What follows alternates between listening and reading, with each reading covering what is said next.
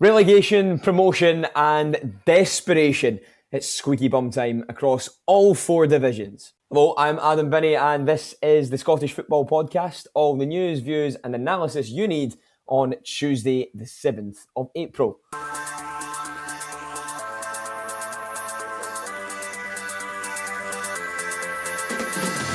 Aberdeen are flirting with the relegation playoffs. What would their first ever relegation mean for the club? Just guided in there, Golgich comes off his man outwards and it's a brilliant finish. Just guides the header into the far corner and nestles in the back of the net. That's it. Don't see Aberdeen coming back from this. 2-0 St Mirren. Ross County and Hamilton Accies, two clubs who were top flight staples not too long ago, both now face back-to-back relegations. But what has gone wrong? Are the League One and League Two title races better than the Premiership? Just a point separates the top sides in each league. Who will win it all? The Scottish Football Podcast from BBC Sports Scotland. And I'm delighted to say we have a couple of specialists in this field joining us today. We've got Ryan Flynn of Arbroath and Stennismuir's second most famous supporter. Is it third now, Craig Telfer? Yes, it's like Michael Palin and Marlon from Emberdale. Of course, so Stennismuir's third most famous supporter. Joining us, Ryan, it's been a decent season for you boys at Arbroath. You fancy your chances in the playoffs? As long as we make sure we cement ourselves in that playoffs. Oh, come on. You always playing it down, as always. There's 4 games to go before then, 4 good games, and hopefully we've been quietly sitting in third for a lot of this season, so if we can maintain that right to the 36 game mark, I'll be happy, that's for sure. Craig, Stenny going to be champions? Yes, in a word, yes. Love the confidence. That'd be quite the achievement. A couple of titles for Stennismuir would be absolutely fantastic. Well, we're going to start by talking about the Premiership relegation fight, and of course, things not going well for Aberdeen in a dreadful run of form. In fact, I was speaking to Herald sports writer Stephen McGowan yesterday on Radio Scotland Breakfast, and he described their form as a precipitous death slide. That's one way to put it. Craig, how worried are you for Aberdeen? Oh, Jinx, I think where to begin? I think Aberdeen they're confused, they're bewildered. It feels like there's a lot of people at the club in senior positions that are all pulling in different directions. There's a lack of cohesion there. They've got quite a muddled, incoherent group of players there, and I think Stephen Robinson will have walked into that job thinking, oh my goodness, what on earth have I got myself in for? I think you go back to the start of January, actually, when they sacked Jimmy Tilleen. The very next day, they could have got on the phone to St Mirren and hired Stephen Robinson there and then, but they, for whatever reason, they went on this managerial hunt where there were people who had been interviewed for the role, people that were turned it down, and I think they seemed content to let the season drift and then hire someone at the end of the season and finish in 9th or 10th and then go again in 2026, 2027. I think that defeated Dunfermline in the Scottish Cup, which was they were played off the park by the Pars. They were embarrassed in that match. That has forced them really to go out and get Robinson, and you've got a group of players there that we know what the kind of players that Stephen Robinson likes to work with. These players are not the kind of players that Robinson likes to work with, but then I don't know what manager would like to work with this group of players. And you saw it from the games against like Falkirk, drawn 1-1 against Falkirk in Robinson's first match, losing a last-minute Barney Stewart header, losing 4-1 to Rangers, soft, losing to St Mirren, soft. Any time a ball went into the box from a corner kick or a set piece, they looked like complete panic stations. And they feel like if you're a team that are struggling at the moment, you're in a wee bit of form, go and play Aberdeen. They'll sort you out. And it just you look between now and the end of the season, you wonder where that next win is going to come from. Yeah, Ryan, I hate to use this cliche that our colleagues down south have been using when discussing Tottenham this season. It's too good to go down. Everyone seems to say there's always a team somewhere in Europe that's labelled with that every season. But when you look at Aberdeen's squad and the money that was spent, not just on wages but on transfer fees alone, it doesn't matter who the manager is. Surely those players have got enough to try and stay in this division, though. They definitely do have enough. It's whether they put it together to get themselves over that line. I mean, the one thing I'd probably say, I'd be very surprised if probably Luke's fan steals at Aberdeen Football Club come the start of next season, regardless of what happens at Aberdeen Football Club. As for them being too big, it does feel that way. It feels like they are a club that's massive, never been relegated. If they go down, it'd be massive national news. Stephen Robson has went in there, and probably what you said at the start, the no manager bounce has been remarkable, really. Although it's been 1 point, sometimes you can hang on performances. There's been no good performances within that. The Falkirk game, Falkirk were the better team and should have won that game. It was a Scott Bain mistake that got Aberdeen in front that day, and that's what they were hanging on to late on. I just don't see he still. There'll be question marks on the players, their character. Even in interviews, you can just feel that something is not right at the moment at Aberdeen. And you've got this massive home game before the split. I mean, the split fixtures itself is going to be fascinating when that comes out, the home and away games. But they've got Hibs this weekend. It'll be, the fans have supported this club so much. There'll be 17,500 fans. They'll have it every time. But what's coming on the park is just not backing that up, the support that they're getting, and definitely the performance that they put on at the Smizer against St Mirren was inept, and they'll have to really come up with a big performance to have that backing going into the final 5 games in the split, because it's going to be massive. Ryan, you of course played under Stephen Robinson. What was the situation like when he took over at St Mirren? Can you remind me? Sorry, what was the situation in the It's slightly different than the story that he was telling in an interview after the game, that he was 3 points off top of the bottom of the league. We certainly weren't. We were in a much better position. Jim Goodwin had done a fantastic job. Probably a little bit what Craig was saying, that his style of play needs a certain group of players. And that's the interesting part. If Aberdeen had came and went for Stephen Robinson in January, for me, it would have been a perfect fit. He'd have time to recruit some players. He would then get a bounce. He'd implement his style of play with the players that he needs. And then you'd get, well, he's done it at Motherwell and St Mirren, when he has time to really get his philosophy over exactly what he expects on the park, he has success. But when it's a certain group of players, can he get that tune out of the players? That's the big, massive question. Initially, we had some poor form under Stephen Robinson when he first came in, and we were pushing for top 6. It ended up that the season just petered out. But then after that, the start of next season, things started flowing well, and he'd done a fantastic job in the end at St Mirren, and it was really, you felt safe every season going into it, and real success winning the League Cup in the end. Obviously, I wasn't there, but just the club as a whole, it was massive. Do you expect him to turn it around, or do you expect him to be given the time, I guess, to turn it around? I'd probably say the biggest bit is how the season goes. The one thing you're not going to get at Aberdeen is time. That's when you're at a big club, it has to be now or never. And these 6 games that are left in the season will dictate how it goes for Stephen Robinson.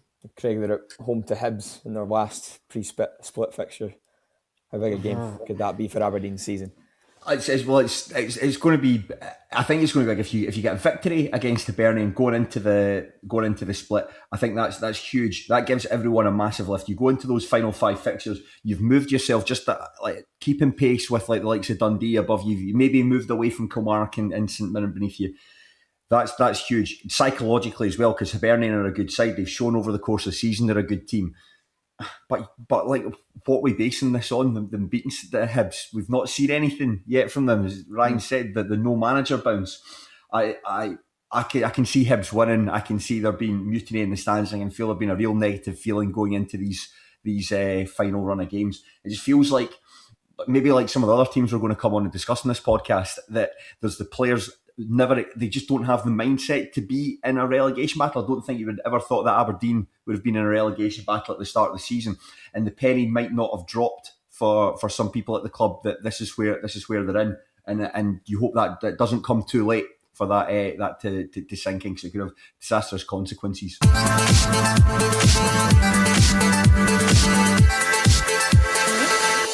Well, Craig, you mentioned those other clubs that we're going to come on to. Well, let's do that right now. Ross County is another one where, I mean, you look at the squad at Ross County and the money that's been spent there.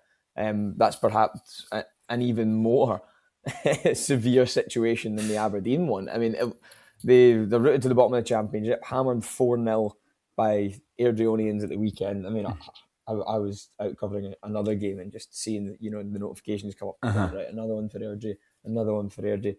Couldn't believe it. I mean, what would it mean if Ross County were to suffer back-to-back relegations? Well, I think that probably there's been a number of incredible post-match managerial interviews over the course of this season. I think Stuart Kettlewell's interviews up there where he described the defeat to Airdrie there as the worst performance and the worst result in Ross County's history. And that's really saying a lot. He contextualised it by saying that what was at stake for the game there. That was a relegation 6-pointer, a brilliant chance to really put daylight between yourselves and the Diamonds and really hammer a nail into their coffin for finishing in 10th place and give yourselves a massive chance. But again, they were really poor here, really poor at home against some of the so-called weaker teams in the division. You said there that they've signed well. I made the mistake of thinking that as well at the beginning of the season. I had them pegged as favourites. You're putting words in my mouth there. No. You didn't say they signed well. I said there was a lot of...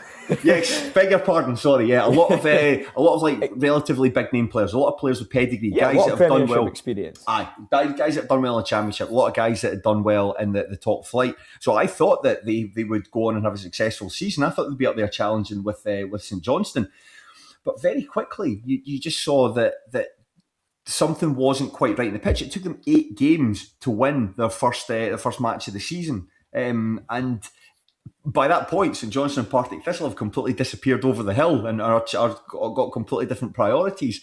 And every time Ross County have got a positive result, it's just been immediately followed up by like a defeat or a draw. They've never been able to put that set of runs together that we're all anticipating for them to go on and challenge for promotion. And they've tried so many different things that Stuart Kettlewell was the third manager of the season. They brought in a host of new players in January. Some of the sort of the bigger name players moved on, and it just hasn't worked. And I think they will. I think they'll be relegated. I really do. I think there's a real. I've said it a couple of times. There's just a real sucking energy at the football club at the moment. It just goes. They've tried so many different things, and it hasn't worked. And that was a really damaging defeat at the weekend. Ryan, you have come up against Ross County this season. In your opinion, why has it not worked? Because as both Craig and I mentioned, there's been a lot of money spent in that squad. There's a lot of Premiership experience in there. I'm sure you guys yourselves at the start of the season would have been expecting them to be further up the table. Yeah, it's definitely games we wouldn't earmark as getting many points off at the start of the season, but we end up taking 10 off Ross County. So definitely a massive plus for us. But the question mark, I don't think they could answer it themselves. What's really going on? Talking about Aberdeen, linking it to Ross County, the mentality of the players not realising the battle that they're going to be in. There are players that maybe thinking we're going to challenge in the top. And as soon as that's not happened, have they had to fight for the challenge, roll up the sleeves and do the basics well just to get some points on the board? They've definitely not. And that's probably be the massive part. From a player's point of view, when Stuart Kettlewell comes out after the game, the massive part, like from a professional point of view, as a player, when you get that lack of hunger aimed at you, that's got to hurt. That's got to hurt. And he's talking about players will no longer have that opportunity between now and the end of the season. He's adamant that it's all about character now. That Friday game, and I actually think from a player's point of view, after 32 games, conceding that amount of goals, being really toothless up front, I think you have to take that well on the chin. I think he's well within his right to come out and have a go at the players at this stage of the season. That group of players, as you've said, there's been enough money spent on it. We've probably looked at managers, but I think it's time for the players to stand up. With 4 games to go, Queen's Park away on Friday night, I think as a player you must be hurt and you must be desperate to go out and put a performance on. 4-0 at home against Airdrie. They look like a team. Airdrie look like a team with the fight, embracing that challenge. We're near the bottom of the table. We're going to get enough points on the board to at least finish second, go into the playoffs, have to hold on to something, Ross County look like they're sinking without a trace, to be honest. Can that spark a reaction? Like you mentioned before, obviously Craig and I haven't been in that situation where a manager maybe come and calls the team out in the press in a post-match interview or something. If it is hunger or desire, mentality that the manager is questioning, can that spark some sort of reaction from the dressing room? More often than not, it's normally, I would say, managers. I've seen Scott Brown done it once. I could imagine he'd be angry, close to losing his job, but he comes out and defends his players publicly. On this occasion, it's probably one time that I just think players, you must be hurting with that result. It's probably very rare that you get that reaction, but I think professionally, just the way you are at Ross County, and you have to roll up your sleeves and be ready to go again. There's no hiding place, and Stuart Kettlewell's going to pick players that, and it won't be everyone. It's just, can you mesh something together that just works together as a team? The first thing he done when he went in, he made them more solid, and they stopped conceding so many goals. But just as the weeks have went on, they've went back to, and it's not always the defensive line. It's always a team game, and it's just not working together as a team and as a group of players. Craig, Hamilton Accies also another club facing back-to-back relegation. A bit of a different situation there, of course, had many points deductions this season. In fact, if it hadn't been for points deductions, Hamilton would be in the playoff spots. Can you see them beating the drop? That's a tricky question. I got a good look at Hamilton on Saturday. They were playing Stennismuir at Oakview. They lost that match 3-0, and the first 20 minutes or so were very competitive. Actually, first 20 minutes were great fun. It was very end to end with both teams fashioning some good chances. But the Warriors got a grip of the game, and they scored two really good goals quite quickly towards midway through the second half. Beg your pardon, midway through the first half. Ollie Shaw after the interval had a really good chance to reduce the deficit, but put his shot off the post and out wide, and then they conceded a goal from a corner, so it ended up finishing 3-0, and Stenny ran out that match quite comfortable winners. The big problem for Hamilton is that they've had the points reduction, they've had the setbacks, but their form over the last couple of months has been really bad. I think out of the last 8 games they've had 1 win and 2 draws. And on top of that as well, some of those negative results have come against the teams directly near them. A couple of weeks ago, they played Cove Rangers. 2-0 up against Cove Rangers, ended up drawing that 2-each, with Chris Maguire scoring a world-class free kick right at the death. The following week, they're playing Kelty Hearts, the team directly beneath them. That's similar to what we're saying about the Ross County Airdrie game. That's a 6-pointer. You've got the opportunity to effectively relegate Kelty Hearts there and then. You lose that a match 2-1. In the aftermath, Darry McKinnon calls out the players, says that kind of is unacceptable. Then you fast forward to this the weekend there against Stennismuir. He admits himself in his post-match interview there's nowhere else for him to go. He's called out the players. Now he's basically said to them, you're the senior players, you guys need to figure it out. And they're looking at guys like Stephen Hendry and Tony Gallagher, Ollie Shaw, Kyle McDonald, Lee Kildare. These are the senior players. These are the guys that the club are really hanging their hat on to help them out. They were all really, really poor on Saturday, like second best right across the pitch in every area. And I just don't know how many other tricks up his sleeve McKinnon has to try and get something out of this group. I just think if you call the players out, then it's very difficult to know where to go beyond that. And the run of fixtures as well they've got between now and the end of the season, some of the better teams in the division, the Alloa Athletic, they're challenging to finish in the top 4. Montrose, maybe the team that don't have anything to play for. Peterhead, outside shout to finish in the top 4. And then Inverness Caledonian Thistle on the final day, who at that stage might be desperate for a win to try and win the division. So a lot of hard games coming up. It's not going to be easy at all for Hamilton. Yeah, state of play at the minute, Hamilton in the relegation playoff spot. They're 9th, 2 points clear of Kelty Hearts, who occupy bottom spot. But remember, Hamilton have been deducted 21 points this season. Cove Rangers have played 1 game fewer, but they're 3 ahead of Hamilton. So things looking pretty bleak for the Accies. Just finally on that one, Ryan, they got some good news recently. They're going to be returning to New Douglas Park. How important is it when they head back there that they're going to be playing League One football and not League Two? It's imperative. Obviously, finances will speak volumes that way, but it's also it is good news. It probably the one positive news that they've probably had all season. It just seems to be week after week. It's negative after negative thing. McKinnon has done well keeping the positivity to a degree. They had a massive result against East Fife, and the style of football that they played that day was impressive for a team that was languishing at the bottom end of the table. But you just feel like that Chris Maguire free kick a couple of weeks ago seems to have sucked the life out of Hamilton. Some real naivety in their defending, and as Craig said, with that fixture list, it looked like they could be in real trouble.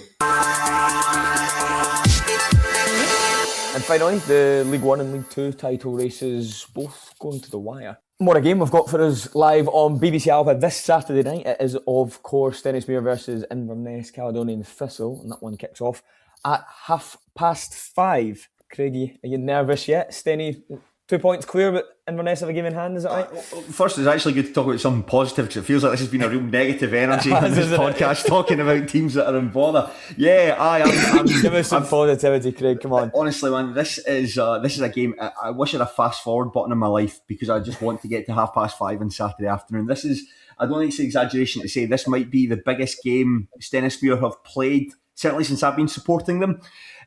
When we won the title in 2024, that was done with like effectively 9 games remaining, a 17-point gap going into that final quarter. No one was going to catch Stenny. This time, however, it's effectively this is the game that probably will decide who wins the title. Stennismuir won this to take a 5-point lead, albeit having played the game more against Cali Thistle. And then Cali Thistle have got the game in hand against Peterhead. It's brilliant fun. Brilliant fun. I would never in a million years have imagined that Stenny would be in this position at the start of the season. I thought that after last season's travails and the talk of the club maybe having to cut its budget back, I would have said like 7th or 8th. I'd have been happy with that. But the fact that they're on one of the longest unbeaten streaks in the country, the team on Saturday, some of the football they played was really, really impressive. You saw Stennismuir really at their attacking best. The front three, Matt Aitken, Ross Taylor, Kane Ritchie Hosler, all very, very impressive. Defended resolutely, played well in the middle of the park. You saw the team at their really best there. So I think that Stenny will be going into this game in confidence. As for Cali Thistle, well, they've been leading the division since I think the 8th of November was when they got their way to the top of the division, and they've been in top since then. And you were expecting them to just pull away at some point. You know, I thought by this stage of the season they'd be like 8 points clear at the top of the table. Hasn't happened. I went to their game against Wraith Rovers on Saturday, and they were largely second best in that game. A lot of the goals they lost were of their own making. Some just like giving the ball away in daft areas, players like losing possession on the edge of their own penalty box. That might have a demoralising effect on them. I don't know, but Scott Kelleher's job is to really sharpen the mind for these next 5 matches. Effectively, it's for both teams. If you win the rest of your games this season, you win the league. So that's why there's so much riding on Saturday. This probably been the best season, or after winning the league, this is one of the best seasons I've ever had following the club. So I'm just really hoping that the players can thrive in this environment and go out there and do the business on Saturday. Ryan, as the neutral, I guess, in this, Inverness or Stennismuir, who's going to win League One? I've backed Inverness all the season. It wasn't so much just the style of football and the way they played. It was always their defensive record. I always felt they were very resolute. Albeit Stennismuir is very resolute as well. They don't ship many goals. I just feel like this League One battle is outstanding. Just the fact that it's not going to be someone crawling over the line. Whoever gets over and wins that title will fully deserve it. And it is a massive credit to Stennismuir, really pushing Inverness and the quality of the game and the performance at the weekend against Hamilton. Just the bits and pieces I see. I'd probably be interested to ask you, Craig, Ross Taylor, is he... Boys got it. Ross Taylor, he's probably the most informed player in the division at the moment. Like quite a scrawny guy, but just rapid. Like his acceleration over short distances. You could see that for his goal, where he runs into the box for Kane Ritchie Hosler's cutback, and his touch to take it beyond Josh Lane, just brilliant, feathery, just to take it beyond him and smash it into the net. He's just had a great season. We're lucky we've got him contracted for another year, because I think a lot of teams would be interested in him, in taking him on. And it just looks like a group of players that are just loving, embracing this title push, and that's the difference. That some players, it gets that pressure and they freeze up, but they look like they're really enjoying it. Yeah, it would be some story. Stenny, of course, got their first ever league title in 2024, a second as soon as 2026 to take them into the second tier of Scottish football. Remarkable. Anyway, League 2 title race, East Kilbride 1 point ahead of Spartans now. Ryan, which way do you see that one going? For the majority of the season, it was probably the Spartans that I fancied to win the league. I've changed my mind over the last little period, and probably a little bit like Stenhousemuir, just the way they are handling the pressure, putting on real performances. That 2-1 victory at the weekend against Annan, it was dominant, and then Connor Young's free kick was delicious, wasn't it? It just looked effortless the way he stepped up and just lifted over the wall into the goals. They look like a team that are embracing this challenge, loving it, and I think I just can't see anyone taking any points off EK at the moment, and I think they'll go and get the job done. Although Spartans are pushing them all the way, I feel like their performance is a little bit more bitty and professional, rather than really dominant and dusting teams away.